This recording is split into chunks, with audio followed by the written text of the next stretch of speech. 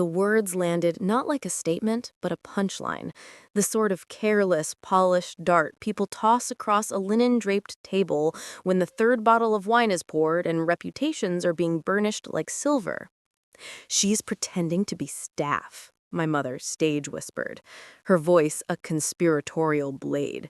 Loud enough that the woman beside her, a silk-clad vulture, blinked and leaned in, hungry for the spectacle. My father's laugh was a cannon shot of delight, the kind that makes strangers at other tables turn and smile, unknowingly complicit. "Can you believe our daughter?" he boomed, his gesture encompassing my uniform. "Playing at service work, a summer of slumming it before the real world begins." I froze. A statue in a starched white shirt and a pristine apron, the circular tray in my hands becoming an anvil. On it, a perfect bruschetta trembled on its linen napkin, a tiny world about to shatter. The restaurant hummed around our table, a symphony of low conversation, the melodic clink of sterling silver on bone china, the chef's distant guttural bark from the kitchen. I, Maya Lin, summa cum laude in business administration, 24 years old, had spent the last 6 months meticulously unlearning the arrogance my degree had bestowed. I had learned how to carry a tray laden with crystal through a crowded room without a single wobble. I had learned how to hold 12 complex cocktail orders in my head while smiling, and how to read the subtle ecosystem of a dining room, the raised eyebrow, the empty glass, the quiet tension of a couple not speaking. They saw the uniform and deemed it a costume, a charming temporary charade. Business school had filled my head with elegant theories on market fluctuations, financial models, and hostile mergers. But none of those glossy textbooks contained a chapter on what to do when your own father uses your ambition as a punchline to entertain his friends, reducing a deliberate, calculated grind into a frivolous game. That particular curriculum I had to write for myself. After the cap and gown were packed away, while my classmates flooded into corner offices with glass views, I charted a different course. I took 3 jobs. Evenings were here, in the hushed, punishing world of fine dining. Mornings were spent in the stark light of my apartment doing freelance market analysis for small, ambitious hospitality firms nobody had heard of yet. And late into the night, I drafted a business plan, the pages smelling faintly of bitter espresso and pure, unadulterated stubbornness. I learned about real revenue streams between dinner services. And I mastered negotiation tactics, not in a boardroom, but while bussing plates, navigating the fragile egos of chefs, and the calculated generosity of big spenders. Every sneer, every condescending "sweetheart" from a patron, every laugh from my parents' table, it all became fuel, meticulously logged and converted into a colder, harder resolve. The revenge would not be a scene, it would be a balance sheet. And I was ensuring its bottom line would be utterly devastating. The moment my father rose and summoned the manager with a curt, confident wave, I braced for the familiar script.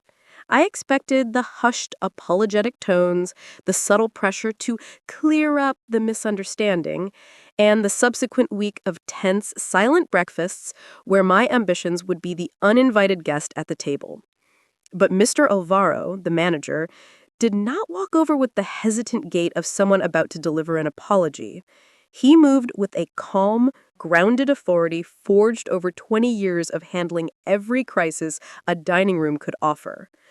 He listened to my father's condescending spiel, his face an impassive mask. Then he turned his gaze to me, not with pity, but with a quiet, professional acknowledgement.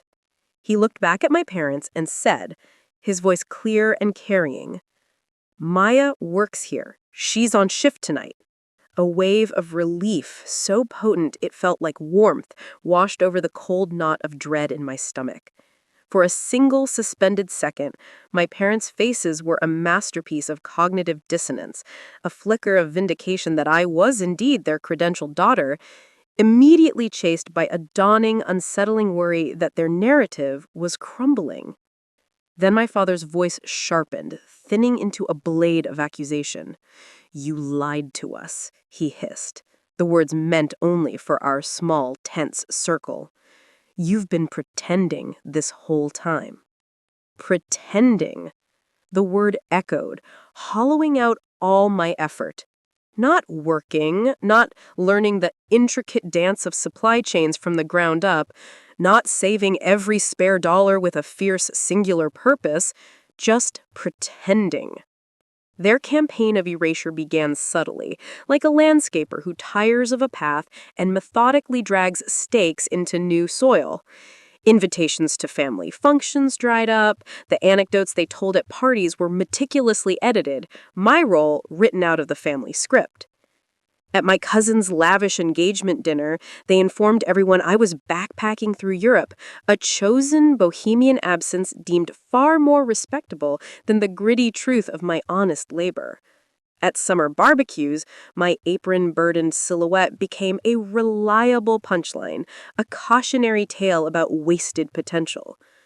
When I refused their help, a neutered junior analyst role in a friend's firm, offered like a consolation prize, their exasperated patience finally hardened into open contempt. "Quit this silly charade," my mother pleaded, once her voice dripping with a kindness that felt like a command. "Let us fix your future." So, I started keeping a different kind of ledger. It wasn't just the petty accounts of insults and slights, though I logged those too for fuel. This was a record of hours worked, contacts made, and capital accumulated. I saved every single paycheck, refusing to let humiliation press me into denial or frivolous spending. I took notes on every effective manager I worked under, cataloged the menu items that sold fastest and why, and I cherished the emails from clients who valued my consulting not just for the reports, but for the observant operational wisdom I brought from the front lines. My late-night business plan, once a document that smelled of desperate fantasy, began to shed its naivete. Its pages were now filled with hard data, supplier quotes, and a floor plan that I had drawn myself. It was no longer a dream. It was a blueprint. 2 years of small, steady steps, freelance gigs that meticulously padded my savings, a prudent and hard-won loan, a partnership offer from my old professor who had watched my blueprint solidify into a viable prospect. All of it culminated in a single offer letter that made my hands tremble as I held it. The owner of the very restaurant where my parents had made me a spectacle was ready to retire. He wasn't just looking for a financier. He needed someone who understood both the unyielding logic of the ledger and the living, breathing pulse of the dining room. I knew the place. I had memorized the scuff mark near the service station, the particular groan of the floorboard by table 9, the way the evening light fell through the west window. I had been part of its heartbeat, and now, against every expectation they ever held for me, I had the money.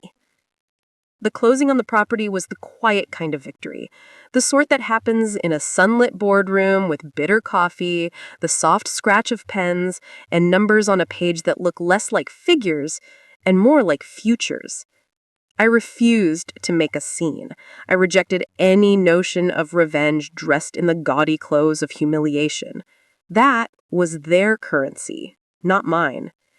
Instead, I signed the papers, hired back every staff member I respected, and set to work building something that truly mattered to me, a sanctuary of efficiency and grace, a place where anyone who crossed the threshold, server, cook, guest, would be held to the same unspoken standard of fundamental dignity. On the night my parents celebrated their 30th anniversary in the same opulent room, I did not arrive in an apron.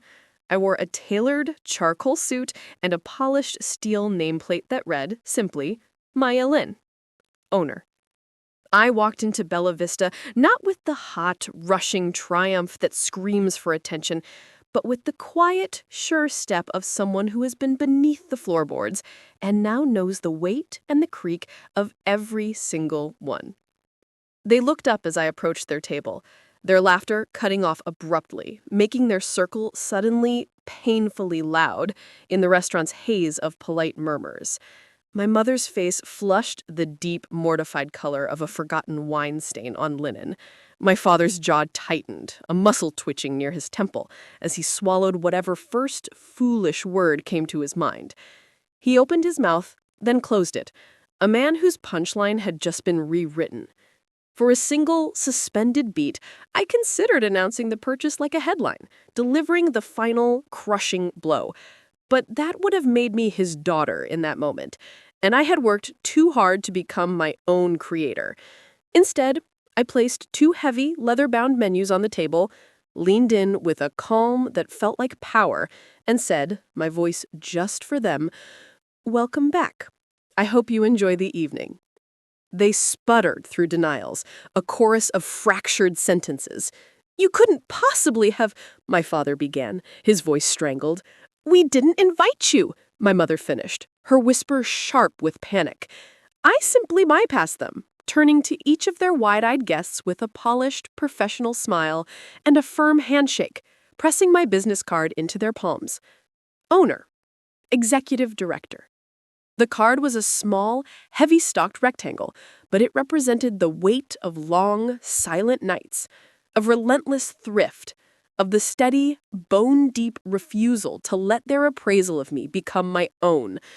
When the guests were distracted by the impeccable service, I turned back to my parents. "You called me a fraud," I said, my voice low, the words not meant to humiliate, but to mark, once and for all, the chasm between their fiction and my truth. "You thought my work was pretend, a costume." I let my gaze sweep the room, the glowing ambiance, the seamless ballet of the staff, the satisfied murmur that was the sound of a thriving business. I was building this. My father, grasping for a narrative he could still control, tried to insist I used hidden family money or a shadowy backer they didn't know. His indignation was a flimsy, final defense, and I let it fall around him like the exhausted sigh of a finished service, having no power to touch me anymore. I held the ultimate power in that moment, the power of banishment. I could have had them escorted out, severing the final tie with a single, sharp-sheared command, but that would have been their kind of victory, a dramatic scene. Instead, I let them eat. I watched as the staff I had personally trained moved through the courses like a well-drilled team, their grace a silent testament to my leadership. I listened to the room breathe around my parents' stunned silence, the low hum of contented guests, the melodic clink of crystal, the sounds of a world I had built, functioning perfectly without their permission. Their silence was a different kind of verdict, and for the first time, it did not wound me. It taught me the final lesson, that dignity is not a title bestowed by others. It is a structure you build for yourself, brick by stubborn brick, with the mortar of your own labor. Later, after their celebration had ended under the weight of this new reality, the lights were dimmed and the last dessert plate cleared. My manager, the same man who had once defended my right to simply be an employee, found me and clapped a warm, fatherly hand on my shoulder. He said, "You did good, Maya," his voice rough with sincerity. That was enough. It was everything. If you have ever been dismissed by the very people who were supposed to lift you up, remember this: the quiet strategy will always outlast the loud triumph. Work in the places others look down on. Learn from the ground up. Save relentlessly. Build something tangible. And when the time is right, invite them to the table. Not so they can taste the bitterness of revenge, but so they can finally, silently, behold the substance of everything they ever refused to see.